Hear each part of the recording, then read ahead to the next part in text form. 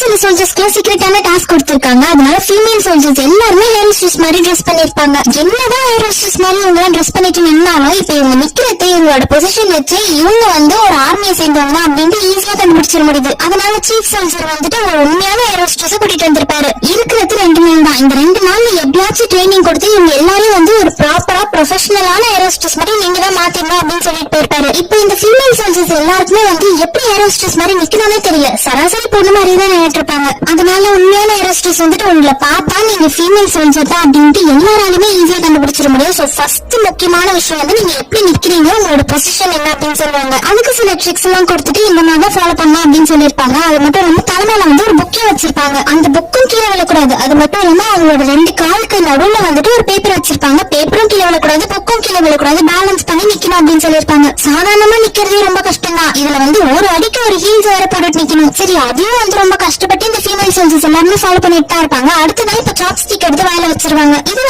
உங்களுக்கு சிரிக்கிறதுக்கான ட்ரைனிங் தான். ஏர் ஹோஸ்டஸ் பார்த்தா எப்பவுமே சிரிச்சுட்டே தான் இருப்பாங்க. அது எப்படி உங்களால எப்பவுமே சிரிச்சுட்டே இருக்க முடியுது அப்படின்னா அவங்களோட முகத்தையே அப்படியே ஏதோ மாறிடுற மாதிரி இந்த சாப்ஸ்டிக்ஸ் வச்சு மாத்திடுறாங்க. சிரிப்பே வராம சிரிக்கிற மாதிரி வாய வச்சு இப்ப இவங்க எல்லாருக்குமே ரொம்ப வலிக்குது. கை காலு வாயின்ட்டு எல்லாமே பயங்கரமா வலிக்குது. உண்மையான இந்த ஏர் ஹோஸ்டஸ் கொடுக்குற ட்ரைனிங் எல்லாம் இவங்க சரியா பண்ணல அப்படின்னா எக்ஸ்ட்ரா 3 மணி நேரம் இவங்களுக்கு பனிஷ்மெண்ட் வேற கிடைக்கும். ட்ரைனிங் எடுத்துக்கிறதே ரொம்ப கஷ்டமா தான் இருக்கு. இதுல பனிஷ்மெண்ட்ல யார் பண்ணிட்டு இருப்பாங்க அப்படின்ட்டு இவங்களும் ரொம்ப சின்சியரா தான் ஃபாலோ பண்ணி எல்லாத்தையும் பண்ணிட்டு இருப்பாங்க. இப்போ இந்த சோல்ஜர் இவங்க எல்லாம் உண்மையாவே கரெக்டா ட்ரைனிங் எடுத்துக்கிட்டாங்களா அப்படின்ட்டு ஃபர்ஸ்ட் நாள் முடிஞ்சதுக்கு அப்புறமா பாப்பாரு. இன்னும் ப்ராப்பரா அந்த அக்யூரேட்டான லெவல் அவர் நினைக்கிற மாதிரி வரல. அதனால நீங்க எல்லாருமே இந்த ஹீல்ஸ் போட்டுட்டு 5 கிலோமீட்டர் ஓடணும் அப்படின்னு சொல்லிருப்பாரு. ஹீல்ஸ் போட்டுட்டு ப்ராப்பரா நடக்கிறதுக்கே இவங்க எல்லாருக்கும் ரொம்ப கஷ்டமா இருக்கு. அதனால 5 கிலோமீட்டர் நீங்க ஹீல்ஸ் போட்டுட்டு ஓடுனீங்க அப்படின்னா நடக்கிறதுல ரொம்ப ஈஸியா வந்துடும். அதனால ஓடுங்கன்னு சொல்லி அனுப்பியிருப்பாரு. இந்த ஃபீமேல் சோல்ஜர்ஸ் ஓடுறப்போ பேசிக்கிட்டே தான் ஓடுவாங்க. ஃபீமேல் சோல்ஜர்ஸ் எல்லாரும் ஓடுறப்போ பேசிட்டே தான் ஓடுவாங்க. நம்மளோட வேலை தான் ரொம்ப கஷ்டம்னு பார்த்தா இதெல்லாம் இப்படி இருக்கே அப்படின்ட்டு சொல்லுவாங்க. ஏர் ஹோஸ்டஸோட வேலை எல்லாம் ரொம்ப ஜாலியா இருக்கும். ஃப்ரீயா வேற